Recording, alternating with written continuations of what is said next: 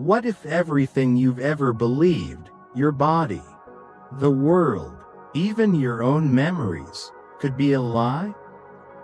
Descartes tore down reality piece by piece until he found the only thing he could not doubt: that he was thinking. Before asking what life means, should we ask first whether we even exist? In a world filled with uncertainty, René Descartes did something radical.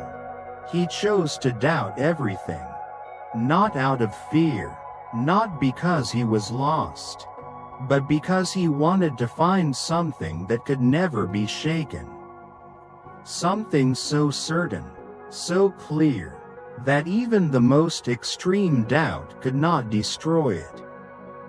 He looked around at the knowledge of his time, at science, at religion, at philosophy, and saw that much of it had changed or been proven wrong over centuries. So how could anyone build a life, or a truth, on such a fragile foundation? Descartes realized that to find solid ground, he had to begin again. Completely. He had to clear away everything he could possibly doubt. He asked himself, what if I am dreaming right now? What if my senses are lying to me? What if an all-powerful being is deceiving me? It may sound extreme, but this was Descartes' method.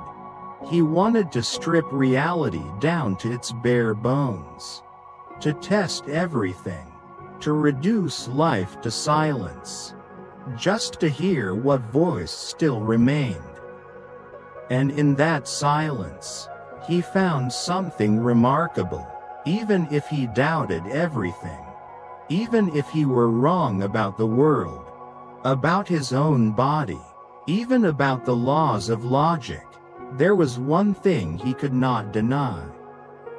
The very act of doubting proved that something existed, and that something was the self, the thinker, the one asking the questions.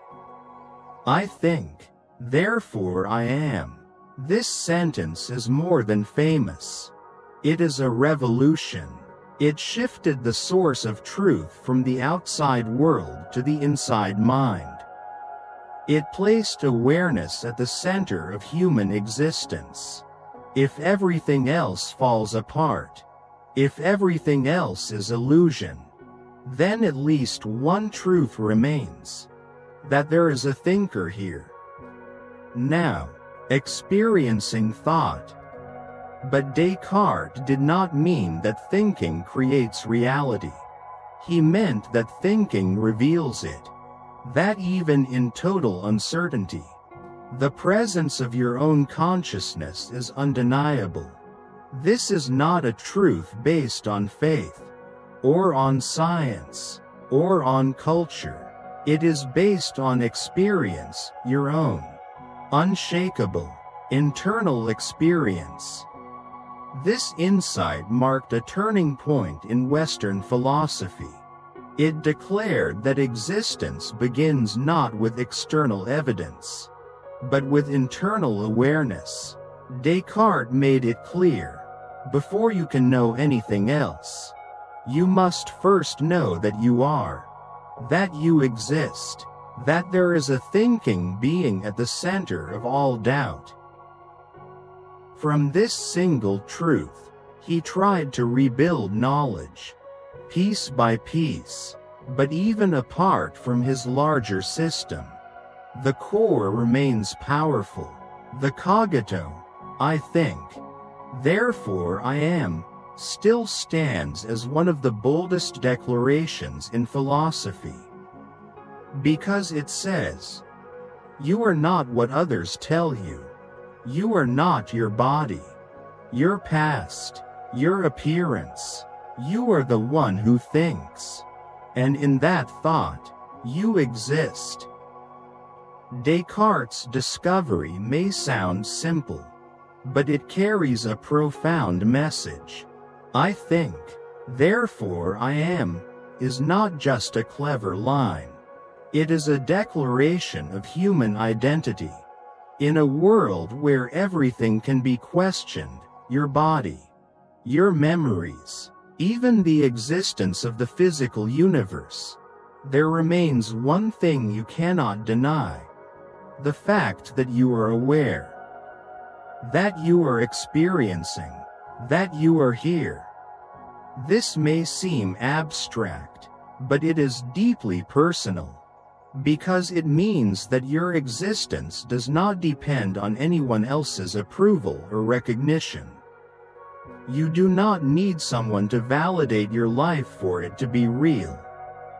You do not need external proof. Your very awareness is the foundation of your being. You are not an idea. You are not an illusion. You are the one asking the question. Descartes argued that the self is not the body, not the senses, but the thinking mind. He believed that the body could be deceived, that the senses could fail, but the mind, the conscious experience, was always present, always active, always undeniable. And so, he concluded that this thinking self is the most essential part of who we are. But what does that mean for us today? It means that no matter what is happening in your life, you always have a place to return to, a center of awareness that no one can take away.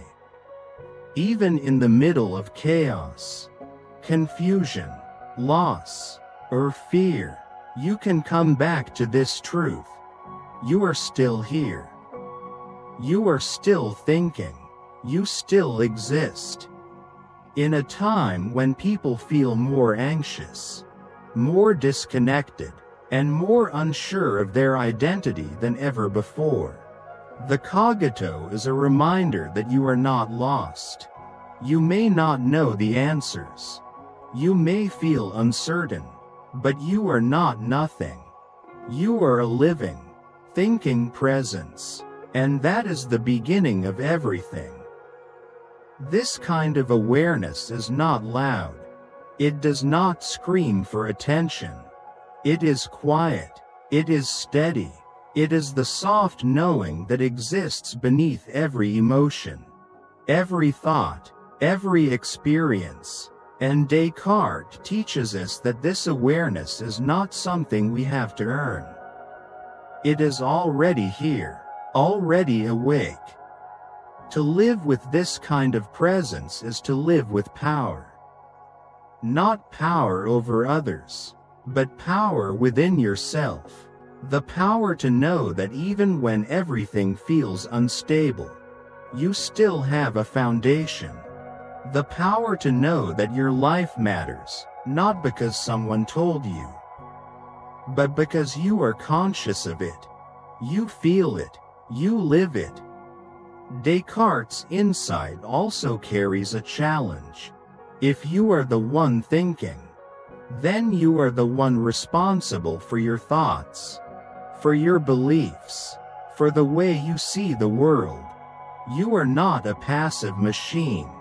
You are a creator of perspective, and that means you have a choice in how you respond, in how you grow, in how you understand your place in the world. So when Descartes says, "I think, therefore I am," he is not giving us a destination. He is giving us a beginning, a door into deeper questions. What kind of thinker am I? What kind of life will I create from this awareness? If existence begins in thought, what will I choose to think about? Who will I choose to become? Descartes may have lived in the 17th century, but the heart of his message speaks directly to modern life. In a world where people constantly chase identity from the outside, from careers, status, appearance, and approval, He reminds us that true existence begins within. Before any label is applied to you, before any role is assigned, you are already present, already thinking, already real. This realization has incredible power, because once you know that your existence is rooted in awareness, you can stop chasing the illusion that you need to be someone else. You can stop building your identity on what others think. You no longer need to perform to prove that you are worthy. You already are. But with this power comes responsibility. Because if your life begins with thought, then the quality of your thoughts shapes the quality of your being. Descartes gave us the starting point, but he left us to continue the journey. What kind of thoughts are you allowing to define you? Are they honest? Are they kind? Are they helping you grow? Or holding you back? To live from the inside out means to check in with yourself before reacting to the world. It means asking, what do I truly believe? What am I assuming without realizing it? Am I thinking clearly, or just repeating what I have been told? In a noisy world, the Cogito invites us to return to silence, not to escape, but to reconnect. This silence is not empty. It is full of life. It is the space where you can ask deeper questions, where you can see through your own illusions, where you can remember that before you are anything else, you are aware. That awareness is not weak.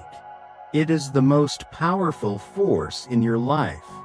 It is what allows you to learn, to love, to change.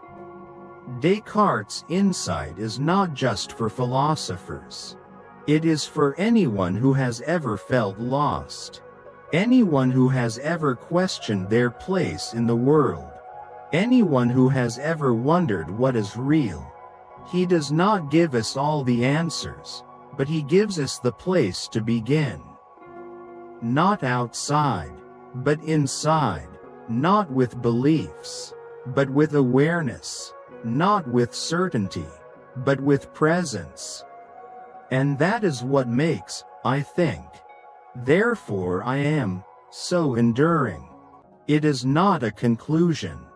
It is a compass. It reminds you that no matter what happens, you are still here, still thinking, still able to choose.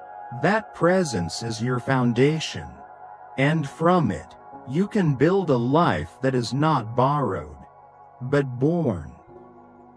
Thank you for reflecting with us on Descartes and the deeper meaning behind, I think. Therefore I am. This idea may be centuries old, but its power is timeless. It calls us to stop waiting for permission to exist, to stop measuring ourselves by the world's ever-changing standards, and to begin living from the undeniable truth of our own awareness. So let us ask you, when was the last time you stopped to notice your own presence?